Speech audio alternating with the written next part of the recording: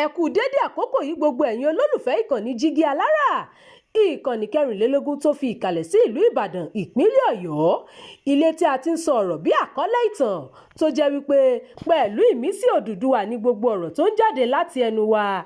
Ẹ̀yin olùgbọ́ wa, a dúpẹ́ fún bí ẹ ṣe ń bá wa lọ. Ojú tẹ́ fi ń fò wá kò ní fọ́, bẹ́ẹ̀ sì ni etí tẹ́ fi ń gbọ́ wa kò ní di tẹ́ náwó sí láéláé. Abdulkareem Nimot ni oníròyìn yín. Inú gbogbo èèyàn ìpínlẹ̀ Ọ̀ṣun ló dùn sí ìdájọ́ tó fààyè gba accord láti díje.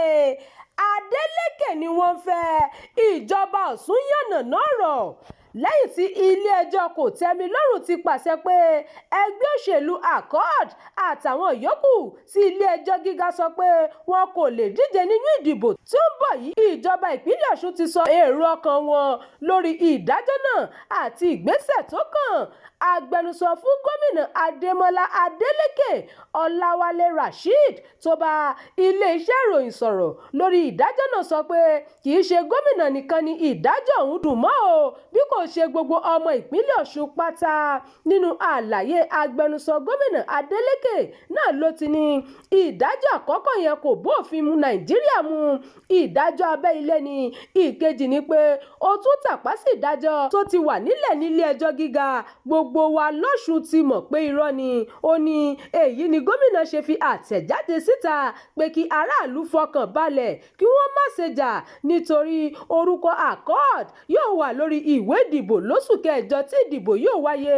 Mo fẹ́ fi dá ẹ̀yin èèyàn lójú pé kì í ṣe gómìnà nìkan ni inú wọn dùn o sí ìdájọ́ ilé-ẹjọ́ kòtẹ́milọ́rùn. Gbogbo àwọn èèyàn ìpínlẹ̀ Ọ̀ṣun ni inú wọn dùn sí.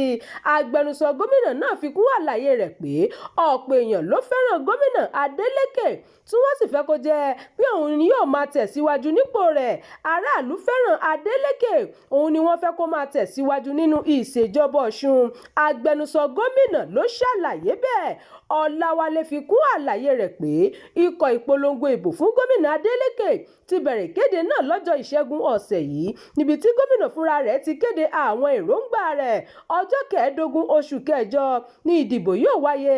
Accord yóò wà níbẹ̀ láti díje, aráàlú yóò sì wà níbẹ̀ láti dìbò fún ẹni tí wọ́n fẹ́.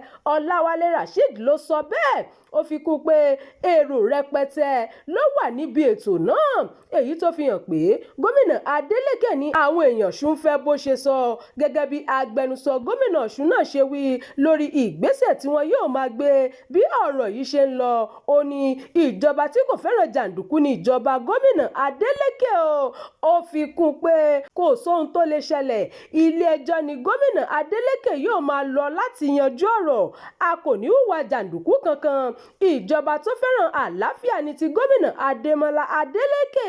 Ilé-ẹjọ́ ni a ó máa gbé ohun gbogbo lọ láti yanjú. Òfin la ó fi yanjú gbogbo ohun tó bá kù. A tún máa wá fìbò yanjú ẹ̀ lọ́jọ́ 15 oṣù kẹjọ káwọn èèyàn lè lọ dìbò fún ẹni tó bá wù wọ́n. Kò nílò káwọn èèyàn máa yìnbọn tàbí kí wọ́n máa jà. Ìwé ìdìbò yóò wà lọ́wọ́ ẹnì kọ̀ọ̀kan kí wọ́n lọ dìbò fún ẹni tó bá wù wọ́n. Ọláwálé Rasheed ló sọ bẹ́ẹ̀.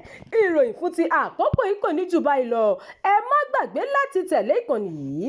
Ẹ máa bá wa pín ká kí ẹ sì fi èròǹgbà yín sí abala àríwísí.